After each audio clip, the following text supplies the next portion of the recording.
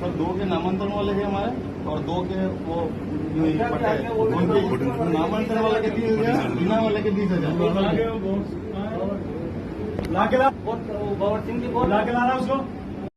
दोस्तों नमस्कार, स्वागत है आपका हमारे YouTube मंच पर। जरा अपने दिमाग पर जोर डालिए कि साल 2012 में अन्ना हजारे के नेतृत्व में तत्कालीन यूपीए सरकार, जब डॉक्टर मनमोहन सिंह प्रधानमंत्री थे, उस समय करप्शन और भ्रष्टाचार को लेकर जो आंदोलन चलाया गया था उस पर, जिसमें न केवल आरएसएस बल्कि भाजपा का भी अप्रत्यक्ष सहयोग था। उस आंदोलन में बस एक ही नारा लगा था कि भ्रष्टाचार मुक्त भारत। फिर साल 2014 के चुनाव में भाजपा की ओर से प्रधानमंत्री के दावेदार और गुजरात के तत्कालीन सीएम नरेंद्र मोदी ने देश को भ्रष्टाचार मुक्त करने के लिए क्या क्या नहीं कहा, यह आप में से किसी से छिपा हुआ है नहीं।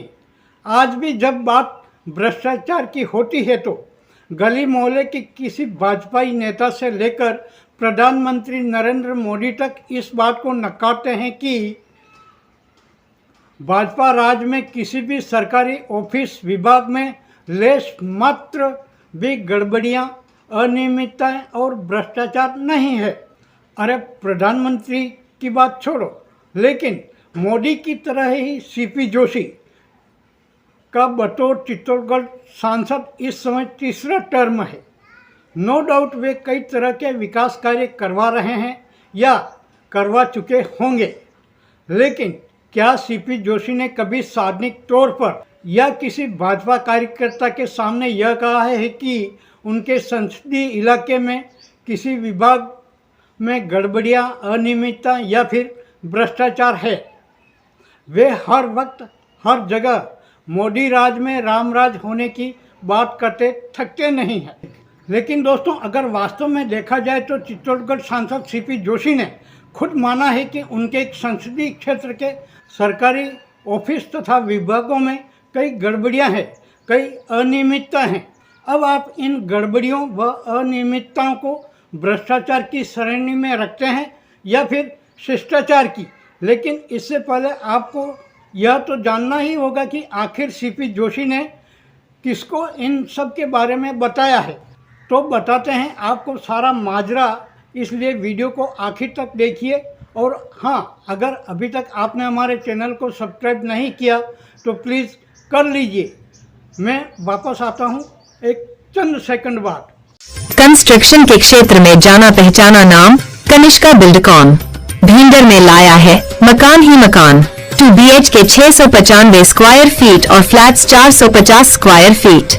Fresh environment, parking, temple, open area, club house, park, provision store and all basic facilities. Stamp duty में रियायत, लोन सुविधा और आसान किश्तों में भुगतान। उदयपुर बड़ी सादरी मेन रोड से मात्र 250 मीटर अंदर, नियर बाई पंचायत समिति ऑफिस बेस्ड लोकेशन। पहले आएं, पहले पाएं। आज ही बुक करवाएं अपना आशियाना। हमारा पता कनिष्का सिटी, उदयपुर रोड, पंचायत समिति के पीछे, शक्ति नगर के पास, भींडर। दरअसल बात यह है कि चित्तौड़गढ़ सांसद सीपी जोशी गत दिनों मोदी सरकार के वित्त राज्य मंत्री पंकज चौधरी से मिले, जहां उन्होंने चौधरी को अफीम किसानों की समस्याओं के बारे में बताया।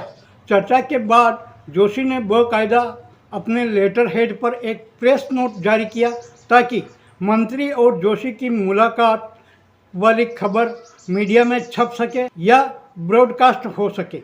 आपकी स्क्रीन पर दिख रहा यह लेटर हेड वाला प्रेस नोट हमको भी खबर ब्रॉडकास्ट करने के लिए सीपी जोशी के कार्यालय से ही मिला है, जिसमें चित्तौड़गढ़ सांसद सीपी जोशी ने वित्त राज्य मंत्री पंकज चौधरी से हुई मुलाकात की डिटेल बताई है।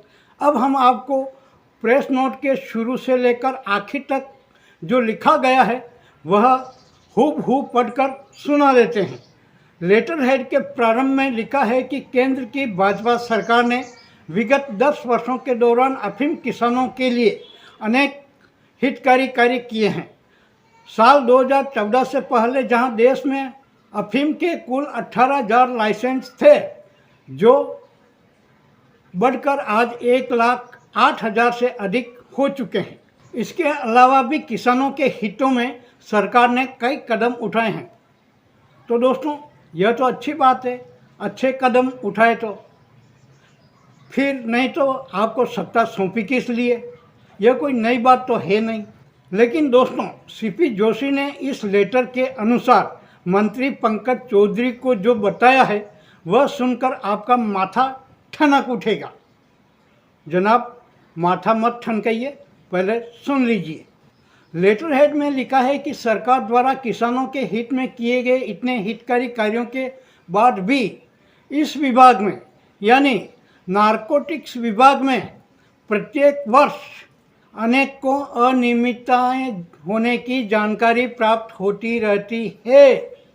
यानी सीपी जोशी ने वित्त मंत्री पंकज शर्मा के सामने नारकोटिक्स विभाग, जी हाँ, वो विभाग जो अफीम से संबंधित तमाम मामले, किसानों के पट्टे जारी करने से लेकर तोल और भुगतान तक के मामले देखता है, उस विभाग में ही अनेक अनियमितताएं होने की सूचनाएं उनको मिलती रही है। सीपी जोशी आगे लिखते हैं, अफीम की खेती के लाइसेंस वितरण, नामांतरण, तोल और डोडा चूरा नष्टीकरण आदि कामों में लगे हुए अधिकारियों द्वारा विभिन्न प्रकार की अनियमितताएं एवं गड़बड़ियां करने की शिकायतें भी प्राप्त होती रहती है। अफीम किसान परेशान न हो, इसके लिए वित्त राज्य मंत्री चौधरी से आग्रह है कि विगत 10-20 वर्षों के दौरान नारकोटिक्स विभाग में हुई अनियमितताओं की जांच करवाई जावे तथा इनमें लिप्त दोषी व्यक्तियों के खिलाफ कठोर कानूनी कार्रवाई की जाए। अब दोस्तों, जरा गौर कीजिए। सांसद सीपी जोशी लिखते हैं कि विगत 10-20 वर्षों के दौरान विभाग में हुई अनियमितताओं, गड़बड़ियों की जांच करवाई जाए। ऐसे में साफ है कि अगर 20 साल से नारकोटिक्स विभाग में अफीम के पट्टों के वितरण में, नामांतरण में, तोल में और डोडा चूरा नष्ट करने में अधिकारियों ने जितनी भी गड़बड़ियां, अनियमितताएं या भ्रष्टाचार किया और सांसद सीपी जोशी चुपचाप देखते रहे या उनको भनक ही नहीं लगी, अब जाके आंखें खुली। और फिर 20 साल में से 10 साल तो उनका ही कार्यकाल रहा है। अगर तीसरी बार सांसद बनने के मसले को अलग कर दें तो यानी साफ है कि सीपी जोशी के सांसद रहते हुए भी नारकोटिक्स विभाग के चित्तौड़गढ़ और प्रतापगढ़ ऑफिस में अधिकारियों ने गड़बड़ियां की है, अनियमितताएं की है, भ्रष्टाचार किया है, लेकिन सीपी जोशी उनका बाल बांका नहीं कर सके, सिवाय एक बार प्रतापगढ़ ऑफिस में एक व्यक्ति को थप्पड़ मारने के। और थप्पड़ मारे हुए भी कोई 2-3 साल से ज़्यादा वक्त हुआ नहीं है। क्या ले जाएंगे भैया साथ? आप क्या साथ में आप जानते हो? मुखिया जी देगा ना सर, मुखिया जी ये आ जाए नामांतरण की। हाँ, नामांतरण के कितने ले रहे हैं? तो मुखिया जी सांसद।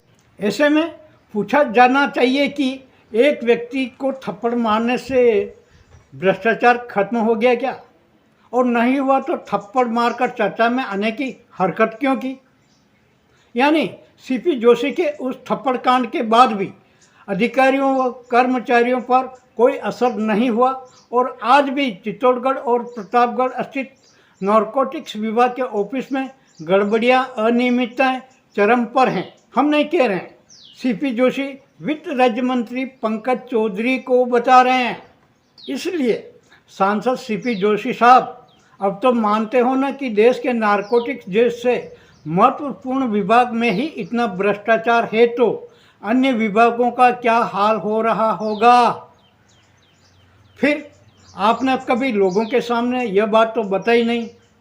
वैसे भी आप ऐसी अंदर की बातें सार्वजनिक तौर पर बोल नहीं सकते, क्योंकि आपकी जुबान पर भी तो पार्टी और सरकार का ताला लगा रहता है। बहरहाल जो भी हो, इस वीडियो को देते हैं यही विराम। फिर मिलते हैं किसी दूसरी खबर के साथ। दीजिए इजाज़त, नमस्कार।